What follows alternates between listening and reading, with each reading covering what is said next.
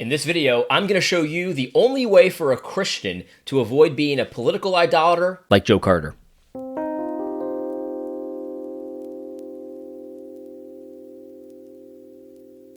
All right, well, before I get into the video today, I wanted to just point out that I am currently wearing the official A.D. Robles No Despair t-shirt. I've got two designs. I've got this one that just kind of more of a general design, no despair.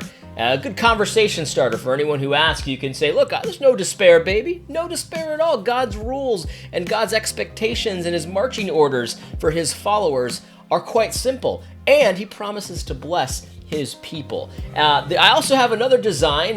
It says No Despair 2020. It's more suited for the political season that we come up against, which could be a very helpful thing, especially as the pressure gets increased on Christians to come out very strongly against Donald Trump.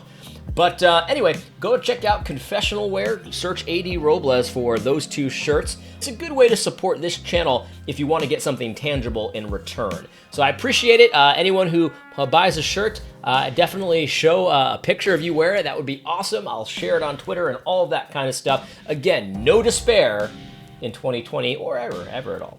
Anyway, this is a book called Millennialism and Social Theory. It's one of my favorite books ever. And as you notice, it does not have a cover. I hate those jackets. I really do. The first thing I do when I get a new book is I throw away the jacket. I don't want to see them. I don't even want to see them. But anyway, this is a great book. Millennialism and Social Theory by Gary North. Now, if you don't know who Gary North is actually Joel McDermott's father-in-law and R.J. Rushdoony's son-in-law. And he was part of the whole Christian Reconstruction movement, theonomy, all that kind of stuff. And I was rereading this book. I'm not reading the whole thing, but there's a few sections that I'm kind of keying in on. And I found this section on page 69 in a chapter about covenantal progress, because Gary North is one of these people that believes that Christians ought to be making progress in culture in every area, including the government. And here is something that I thought was extremely interesting. He says this: God's revealed law is permanent. It cannot be improved upon. There is no doubt, however, that the application of these perfect standards to historical cases is a trial and error process. It takes generations of experimentation and evaluation for a society to work out the implications of God's law in history. History is always moving forward. Thus, the task of Christian reconstruction never ends. Even in the world beyond the final judgment, there will be trial and error and progress. Man cannot comprehend God. Man can never surround God's being or his mind. Man is a creature. Thus, life in this world is at best a never-ceasing striving toward perfection. Step by step, we are required to learn from our mistakes and improve ourselves. Basic to this learning process in history is a system of sanctions, positive and negative. We call God's negative sanctions against his people chastening. That's interesting. Because a lot of people would point to this as a drawback of believing in God's law for civil society. They would say, well, we're all sinners, Adam, and it's nothing more horrible than trying to follow God's law as a sinner. You won't follow it perfectly. You'll make mistakes, and that'll be horrible. Theocracy is horrible.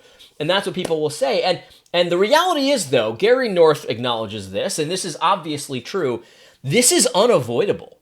Human beings have sin natures, and then they turn to Christ, and God changes your heart, changes your desires from the inside out. But we're imperfect. We're not perfect. We're not going to be able to apply God's law perfectly in our lives, in our personal lives, in our home. No despair, baby. No despair. Even if you apply God's law imperfectly, God promises to bless obedience and curse disobedience. And so the reality is this is unavoidable, because we really only have two options, right? We can try to imperfectly apply God's perfect law, or the other option we have is to try to imperfectly apply some other law, some pagan law. And what do you think is going to have better results, right? What do you think is going to have better results? Being imperfect in your application of God's perfect standards, or being imperfect of the application of some other standards that are not perfect? Obviously, trying to apply God's standards is a better thing. And God is not unreasonable. So see, here's the thing, like God is not unreasonable. He's not stupid. He knows what he's doing. He knows that when he gives us this law, he knows that people aren't him. They're not perfect. We can't comprehend the mind of God in all of its faculties perfectly the first time. And the reality is, Gary North here is saying, look, it's all about progress. It's all about progress. So, maybe we weren't applying God's law perfectly back in slave times, which we can all agree we weren't, because stealing people, man-stealing, is a death penalty offense. We can all look at that and say, oh, well, how could they have missed that? And it's like, well, yeah, how could they have missed that? But then think about what you're missing right now. That's the thing. Like, what scares me is thinking, okay, well, how could they have missed that back then? And wonder to myself, well, what am I missing right now? See, the only hope that we have is to count on those blessings for obedience, because God promises to obey, to bless those who obey him. And so here's what I think. I don't think God requires perfection from his people. I think God requires a repentant heart, a heart that seeks to obey him, a heart that is really doing, like for real, not like the heart that says, yeah, well, God, I know you say that you don't permit a woman to speak and, be a pastor and stuff like that, but, Deborah. Like, that's not what I'm talking about. That's phony. That's fake. God can see. If I can see through that, God can see through that. You know what I mean? It doesn't require perfection, but seeking after perfection. Be holy as I am holy. Like, seeking after following God in every area of your life.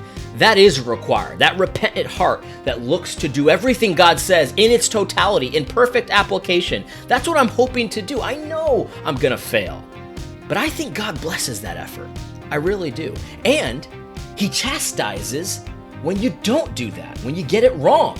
And see, that's what Gary North was saying at the end there. When we mess things up, right? And I totally believe this. I know the guys at Cross Politic have said this a number of times, but I think that the Civil War and some of the aftermath of the Civil War was God's chastisement of the South for doing things not correctly, for not applying God's law perfectly. It doesn't mean he hates them. It doesn't mean that they're unbelievers. It doesn't mean that they're pagans. It doesn't mean that. But it's a correction. It's a God's correction of a major error. I would say that not punishing man-stealing is a major error. You see what I'm saying? So again, it's all about progress. We're going to have trial and error. We're going to make mistakes. But I'd rather make mistakes pursuing God's perfection, God's perfect standards, his perfect law, than make mistakes following my own law, because that's a mistake in and of itself. We've got people that are saying that we should, do this and that. Basically socialism, right? God's not going to bless that. That's not even an attempt at being obedient. When you say stupid, idiotic things like, well, God's law doesn't address socialism and capitalism. God's law doesn't address these things. And then you expect me to go along with it.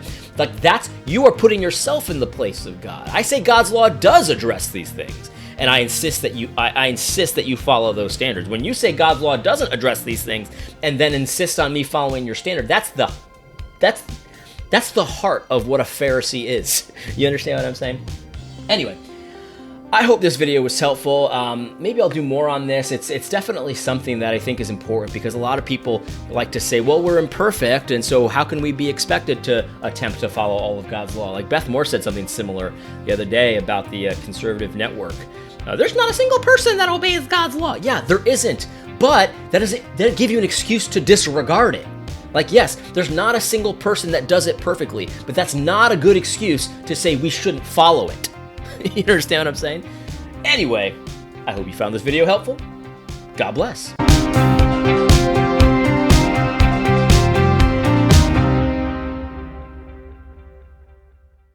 I just realized that I promised to show you the only way to avoid being a political idolater, and really this is the only way to attempt to follow and apply God's standards. If you're trying to follow and apply other standards, you will always be a political idolater, because whatever the lawgiver is, that's your God. That's who you follow. That's who you assign weight to their words. That's who you fear. And so if you're going to say stuff like, well, God's law doesn't speak to economic theory or social theory or things like that, then you've got a problem, because you're an idolater, my friend, because God's law does speak to those things. And that's the only way to avoid political idolatry, is to be laser focused on that scripture, on that law, and figure out to yourself, well, how do I best apply this law, this specific detailed law? How do I best apply it today? What's the general equity of that law is a good question to ask. Anyway, I hope this video was helpful. God bless.